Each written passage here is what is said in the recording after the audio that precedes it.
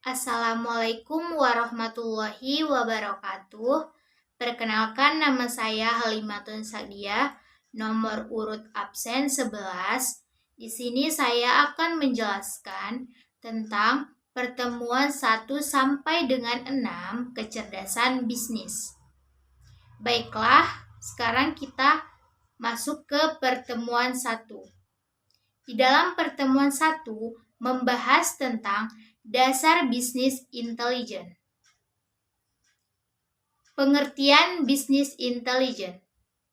Bisnis intelijen adalah alat analisis yang digunakan untuk mengkonsolidasikan data, menganalisis, menyimpan, dan mengakses banyak data untuk membantu dalam pembuatan keputusan, seperti perangkat lunak untuk query database dan pelaporan, alat untuk analisis data multidimensi, dan data mining.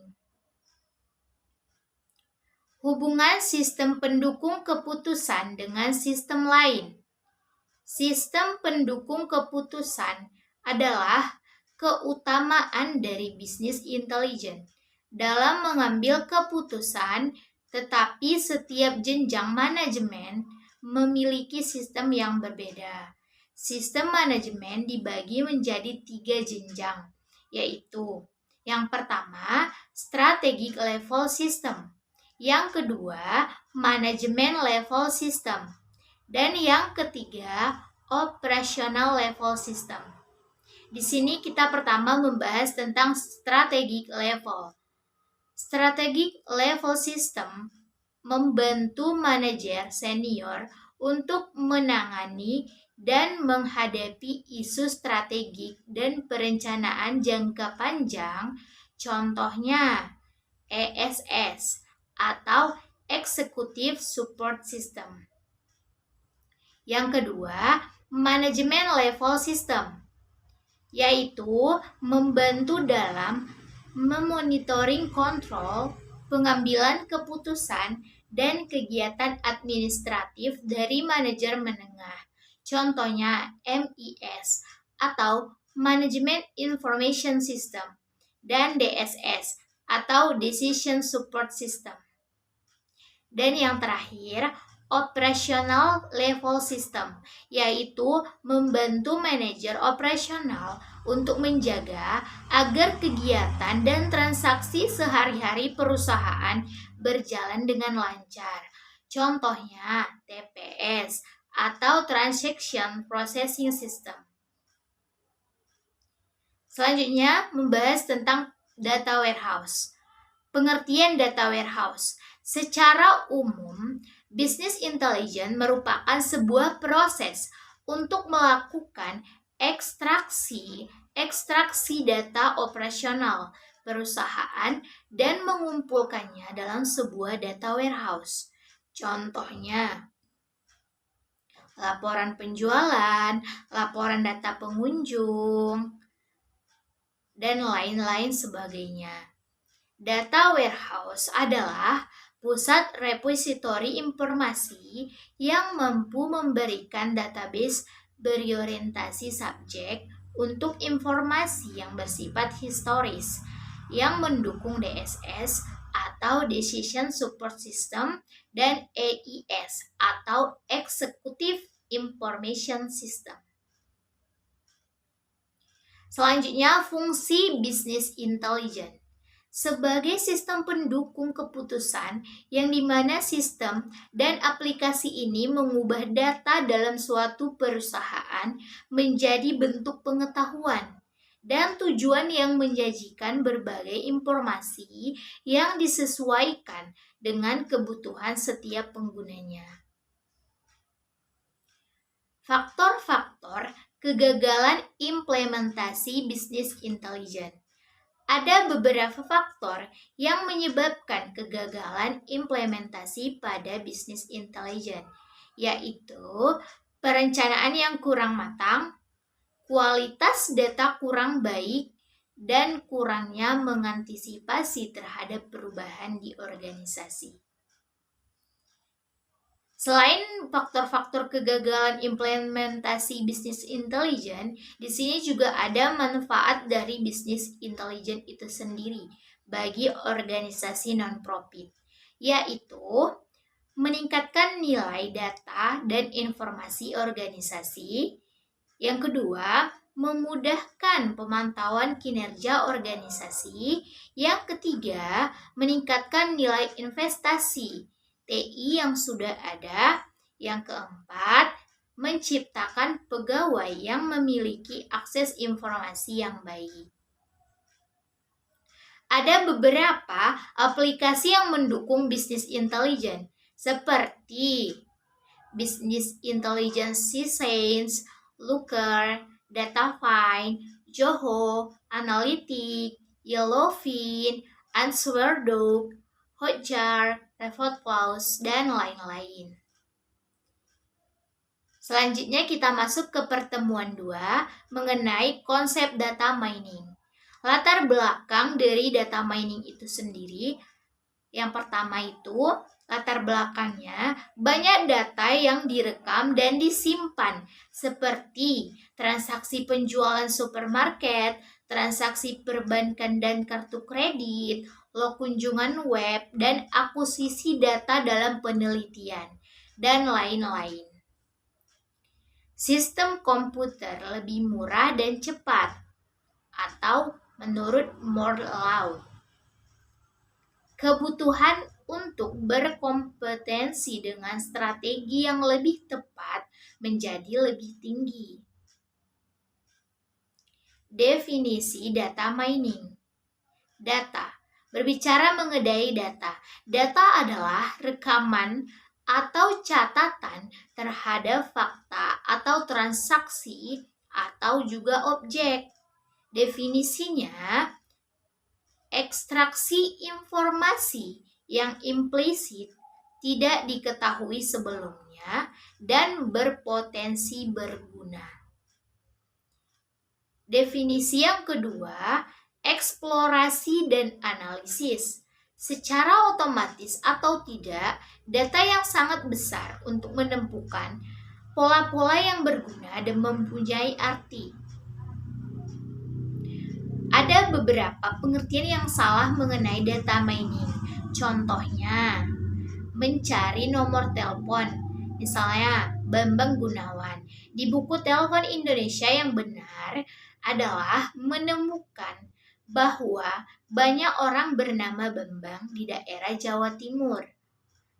Contoh lainnya, mencari informasi mengenai bunga di google.com. Yang benar adalah mengelompokkan dokumen web mengenai bunga sesuai dengan konteks. Apakah bunga itu bank, kredit, bunga atau nama orang, tanaman atau pertanian, dan lain-lain sebagainya. Ilmu data mining. Ilmu data mining adalah gabungan dari beberapa bidang ilmu dalam matematik dan ilmu komputer. Ilmu data mining merupakan gabungan dari 3 ilmu besar, yaitu statistik atau AI, machine learning atau pattern recognition, dan database system. Ada beberapa alasan ilmu data mining itu diperlukan. Yang pertama, karena kita mempunyai data yang sangat besar. Yang kedua, dimensi data yang sangat besar juga. Dan yang ketiga, adanya data heterogen. Arsitektur dalam data mining. Ada beberapa arsitektur dalam data mining. Pertama, knowledge base. Knowledge base adalah daerah knowledge yang digunakan untuk memberi petunjuk pencarian atau mengevaluasi hasil pola.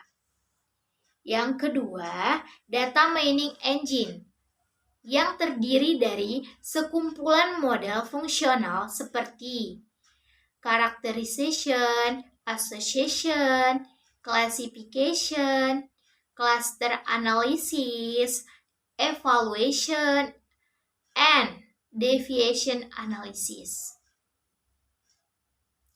Pattern elevation module. Pattern elevation module merupakan komponen yang berintegrasi dengan modul data mining untuk pencarian pola.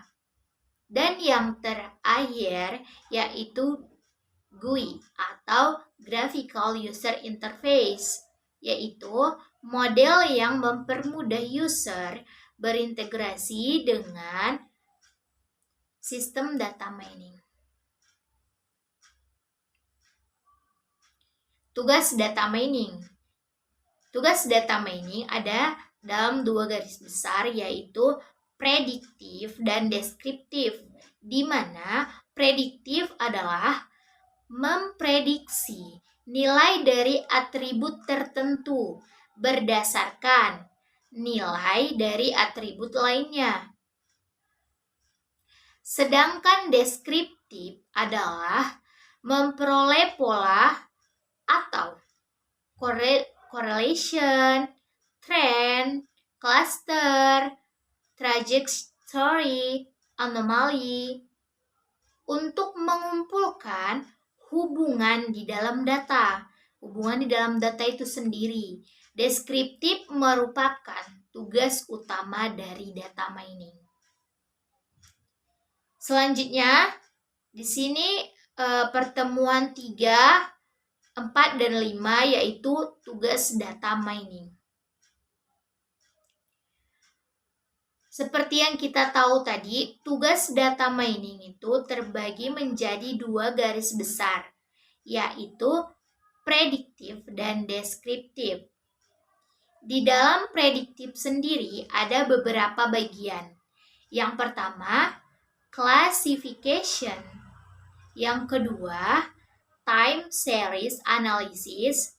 Dan yang terakhir, regression. Dan di dalam deskriptif itu sendiri juga terdapat beberapa bagian. Yang pertama, clustering. Yang kedua, association rule. Dan yang ketiga, sequence discovery. Selanjutnya kita membahas tugas dalam data mining yaitu deskriptif, yang terdiri dari 3 tadi, yaitu clustering, association rule, dan sequence discovery. Yang pertama, descriptive clustering.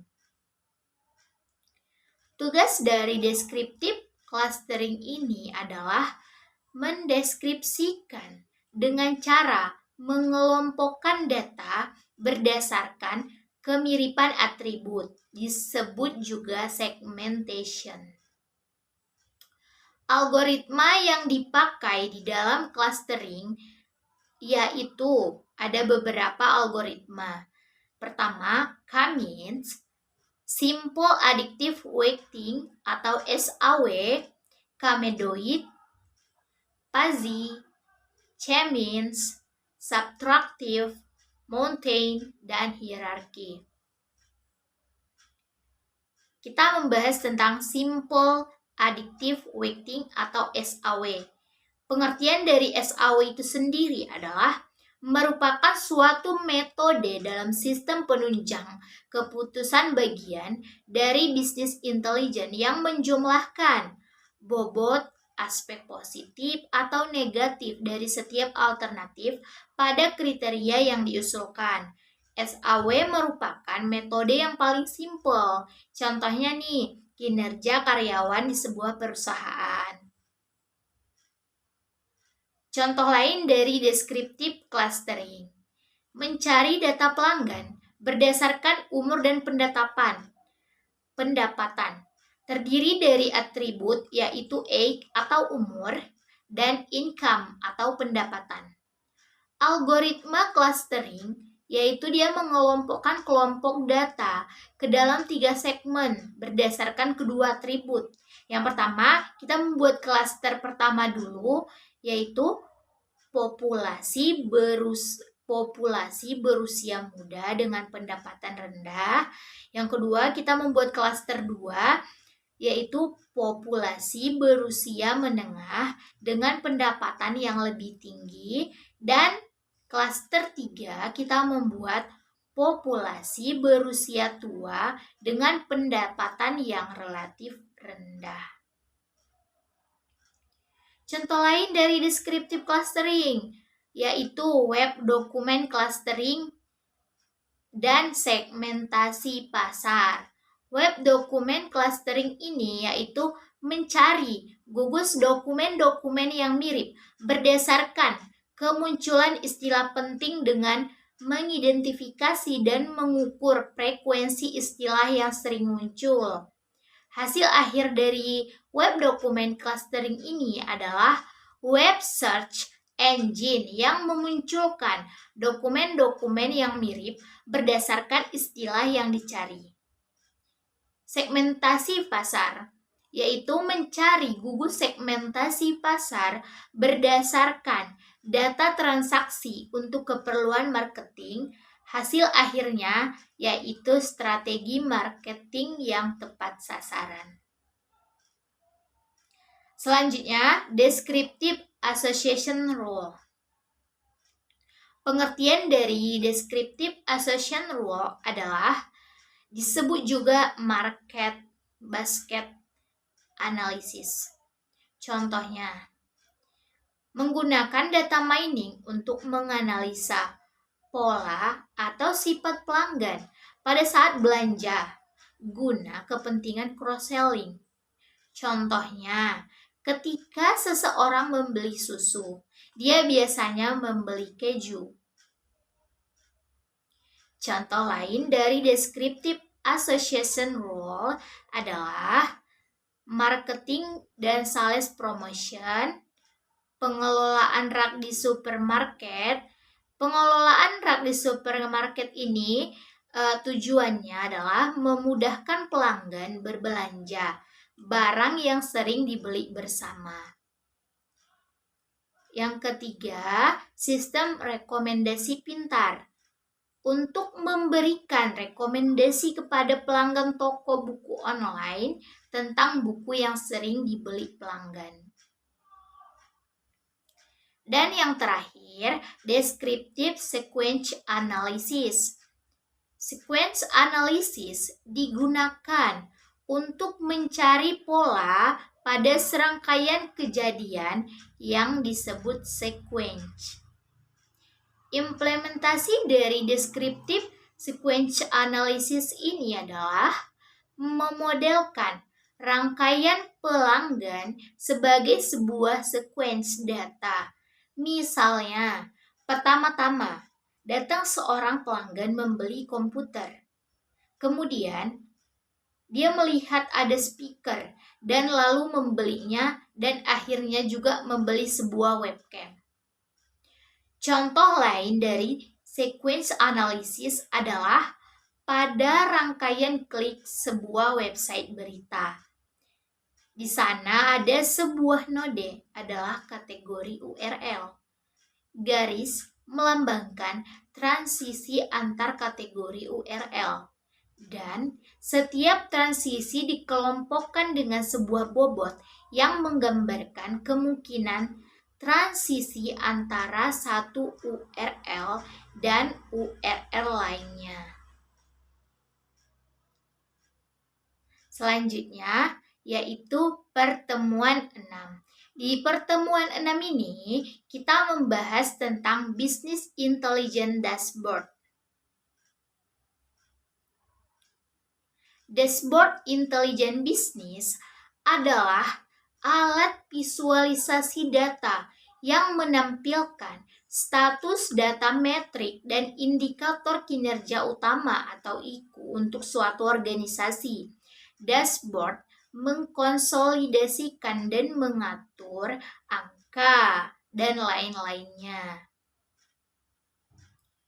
Pengertian dari dashboard itu sendiri adalah sebuah tampilan visual berisikan informasi yang dibutuhkan oleh pemangku kepentingan dalam rangka melakukan monitoring dan sebagai dasar analisa untuk melakukan pengambilan keputusan.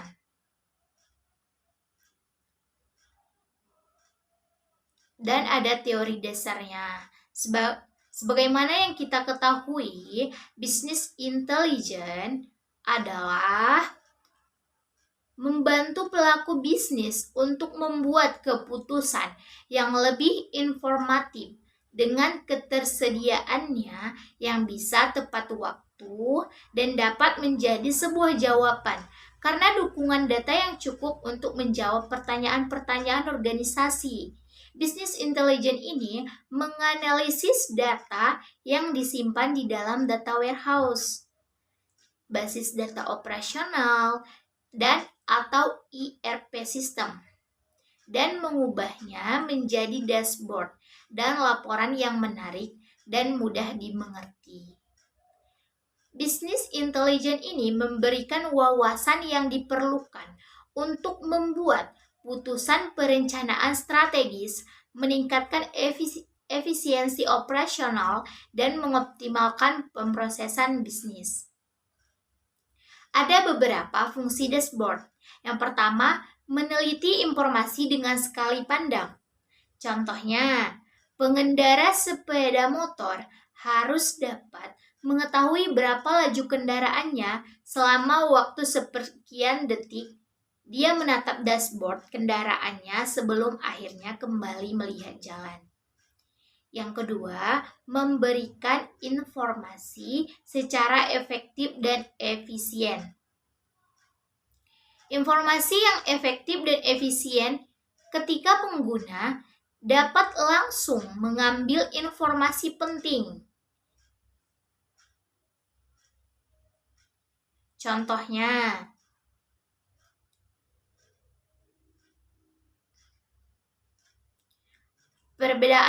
Contohnya, dalam sebuah bagan menggunakan data yang sama, namun ditampilkan dalam bentuk bagan yang berbeda.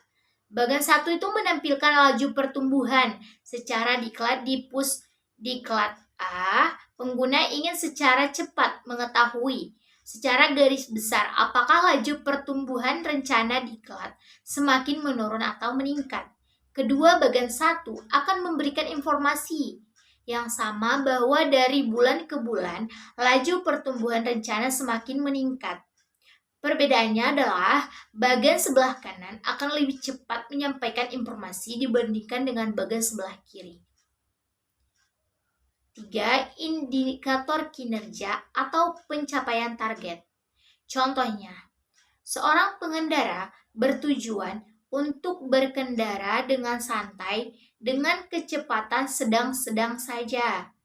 Berdasarkan pemikiran sendiri, pengendara menganggap bahwa berkendara dengan kecepatan sedang-sedang saja adalah berkendara dengan kecepatan 40 sampai dengan 60 km per jam. Untuk mengetahui apakah targetnya telah tercapai, sesekali pengendara akan melihat alat ukur laju atau kilometer per jam pada dashboard kendaraan. Ketika pengguna melihat ternyata kendaraannya berada pada kecepatan 55 km per jam, artinya pengguna telah mencapai target keinginannya untuk berkendara dengan kecepatan sedang-sedang saja. Tujuan utama dari Business Intelligence Dashboard adalah memungkinkan akses interaktif ke data atau seringkali dalam bentuk real time, memungkinkan manipulasi data untuk memberikan analisis yang tepat oleh manajer, menyediakan wawasan yang bernilai untuk menghasilkan putusan yang informatif dan lebih baik. Proses BI berbasis pada transformasi data ke informasi, kemudian keputusan, dan akhirnya ke aksi atau tindakan. Dan yang terakhir, memfasilitasi closing the strategy gap dari suatu organisasi. Business Intelligence Dashboard Framework. Setelah kita mulai masuk wilayah pengertian dan konsep dasar BI atau Business Intelligence Dashboard, mari kita menjelajahi komponen apa saja yang membentuk lingkungan bisnis intelijen itu sendiri. Yang pertama, dia itu ada data warehousing. Data warehousing di sini adalah tim teknis menghabiskan 60 sampai dengan 80% dari waktu. Tugasnya adalah untuk mengekstrak, membersihkan, memodelkan, mengubah, mentransfer, dan data transaksi dari satu atau lebih sistem operasional ke dalam data warehouse. Kedua, lingkungan analisis. Mengacu pada analisis lingkungan yang merupakan domain dari pengguna bisnis yang menggunakan alat analisis untuk query, laporan, menganalisis tambang data, memvisualisasikan, dan yang paling penting adalah bertindak atas data dalam data warehouse. Selanjutnya, keuntungan bisnis intelligence dashboard. Menurut Wynne Eckerson 2003, keuntungan dari bisnis intelligence dashboard adalah penghematan waktu, ataupun 60% yaitu menghemat waktu. Yang kedua, single version of the truth sebanyak 59%. 3. Meningkatkan strategi dan plans sebanyak 57%. Meningkatkan putusan taktis sebanyak 56%. Proses lebih efisien sebanyak 55%. Penghematan biaya sebesar 37%. Meningkatkan relation pelanggan dan mitra sebesar 36%. Selain menurut Wynne Eckerson, ada juga menurut Thomson 2004, yaitu keuntungan dari bisnis intelligence dashboard. Yang pertama itu, pelaporannya lebih cepat, lebih teliti, itu sebanyak 81%. Yang kedua, meningkatkan pengambilan keputusan sebanyak 78%. Yang ketiga, meningkatkan layanan pelanggan sebanyak 56%. Dan yang terakhir adalah menaikkan keuntungan sebanyak 49%.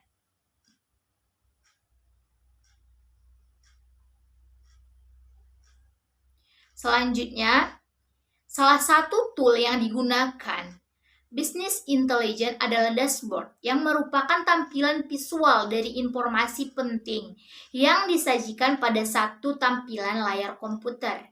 Disebut dashboard karena fungsinya sama seperti dashboard pada kendaraan. Fungsi utama dashboard secara umum adalah untuk menyediakan data atau informasi penting dan memberikan sinyal tentang suatu kondisi yang perlu segera mendapatkan respon atau perhatian.